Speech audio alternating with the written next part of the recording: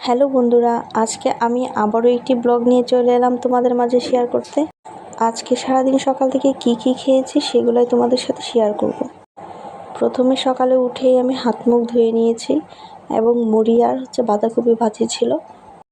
আজ সকালে আমি বাদাম খেজুর আর নাই খেলাম, কারণ সকালে ক্ষুধাটা একটু বেশিই লেগে গিয়েছিলো, যার কারণে মুড়ি আর বাঁধাকপি ভাজি দিয়ে খেয়ে নিয়েছি।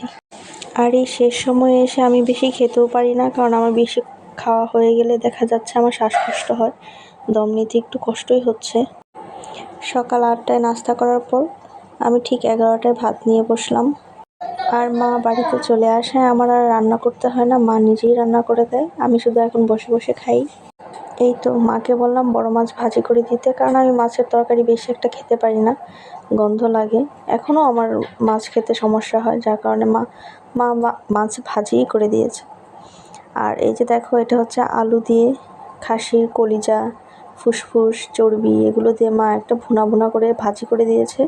এটা খেতে কি পরিমাণ যে ভালো ছিল, আমি শুধু এটা দিয়ে ভাত খাচ্ছিলাম। আর আমি অনেক বেশি ভাত খেয়েছি আজকে, কারণ এই খাবারটা অনেক দিন পর মায়ের হাতে রান্না খেলাম। এতদিন তো নিজে রান্না করে খেতাম, কিন্তু এখন মাই করে দেয়, আর এটা খেতে অনেক বেশি ভালো লেগেছিল। আমার এই প্রেগনেন্সি জার্নিতে আমি কখনো মুরগি খেতে পারি না, শুরু থেকে লাস্ট অবধি, কিন্তু খাসির মাংসটা খাওয়া হয়, যার কারণে আজকে বেশি ভাতই খেয়ে ফেলেছিলাম। খাওয়া শেষ হওয়ার পর মা নিয়ে আসলো ডাল। আমি তেমন ডাল একটা খেতে পারি না, কারণ আমার গ্যাস হয়ে যায়। তারপরও মা বললো একটু ডাল খা, এটা খেলে অনেক বেশি ভালো বাচ্চার ওজনের দিকে, কারণ আমার শেষের দিকে বাচ্চার ওজন একদমই কম ছিল। আমি প্রোটিন জাতীয় খাবার খেলেও আমার বাচ্চার ওজন অনেক কম ছিল। তারপর মা মসুরির ডাল রান্না করে দিল। তো আমি খুব রেগে গিয়েছিলাম যে ডাল আমি খাবো না, ডাল খেলে আমার গ্যাস হয়। কিন্তু ডাল দিয়ে আর এই মাংস ভাজিটা দিয়ে খেতে অনেক বেশি ভালো লাগতেছিল, যার জন্য আমিও খেয়ে নিয়েছি। আর আজকে আমি এত পরিমাণে ভাত খেয়েছি যে আমার পেটটা একদম ভরে গেছে। প্রেগনেন্সির শুরুতে যেরকম খেতে পারতাম না, বমি হতো, আর এখন লাস্টে দেখা যাচ্ছে বেশি খেলে আমার শ্বাসকষ্ট হচ্ছে। মানে আমি কোন দিকে যাব নিজেও জানি না। তো কার আমার মতো এরকম হয় আমি জানি না। তো মা সন্ধ্যায় বলতেছে তোকে তো কিছু করে খাওয়াইনি। সন্ধ্যায় মা পিঠা নিয়ে বসছে।